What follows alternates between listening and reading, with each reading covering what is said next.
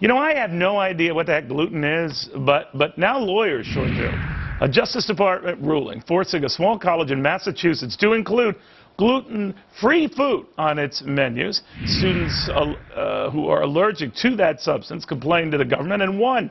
And now food allergies could be considered a disability under federal law. I wonder if you're allergic to eating healthy. I could run with that. Anyway, restaurants, schools, anyone who serves food now left worrying about lawyers literally going nuts, sometimes suing over nuts.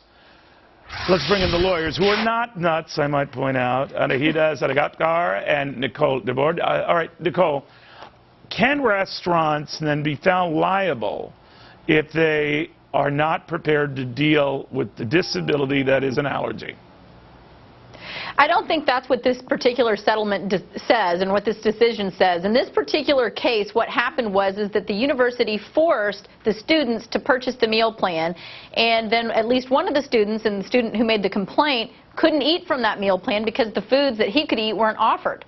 So that's the nature of the disagreement that started the Justice Department's investigation into the case, and ultimately caused them to reach the settlement. But the school was ultimately forced to make sure that it did have such foods on its offerings, right?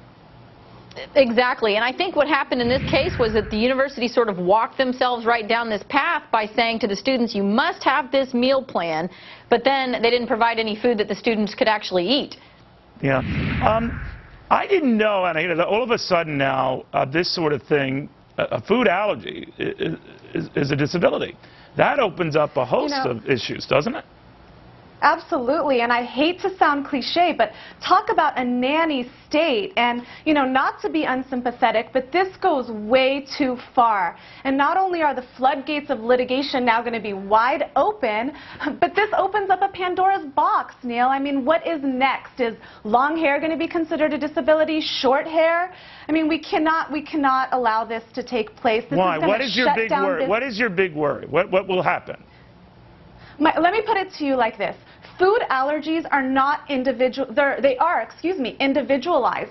Unlike other disabilities that are rightly recognized by the ADA, such as deafness, blindness, people who are paralyzed and wheelchair bound. With food allergies, there are thousands and thousands and thousands of them. And how are restaurants, schools, places of public accommodation going to be required to accommodate each and every individual's allergies? It's not plausible. It's going to be way too burdensome and costly, and it's ultimately going to drive businesses to shut down and schools to stop providing food to their students. But Nicole, haven't we already seen something like this already going on at schools? In my kids' classes, and one of them has a little girl in its class that's allergic to, well, I think everything, including my son. But they have to accommodate this child, a lovely child. But to the point where the normal class parties, they're gone.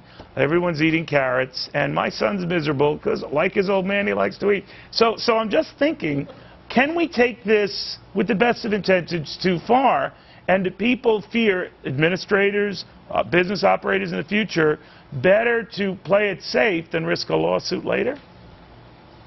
Well, I think that there's a lot of sort of alarmist response to this. I mean, this decision was fairly isolated, but in response to your questions concerning, for example, the class parties, I mean, some of these allergies can be extremely severe, and including causing the result of death. And so the people who have students like this in their classroom or have to say, you're going to eat off of our meal plan, have to be able to provide a safe environment for the student that they're making those demands from. So I don't think that it's too extreme. Let's say you have 25 kids in a class, and one has these issues. For the other 24, everything is turned upside down to accommodate?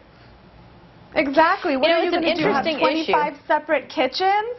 It's not plausible. It's not workable. And, like I said, with other disabilities that are recognized by the ADA, there's a one-time fix. Businesses can recognize that someone in a wheelchair would need a ramp. They can build the ramp one time. They can build an elevator, and it's a done deal. How can you do this for 25, 30,000, allergies? I mean, these schools have, large student populations. It's not plausible. It's taking it way too far. All right, we'll watch very closely, ladies. Thank you. In the meantime, well, forget about Apple getting crunched.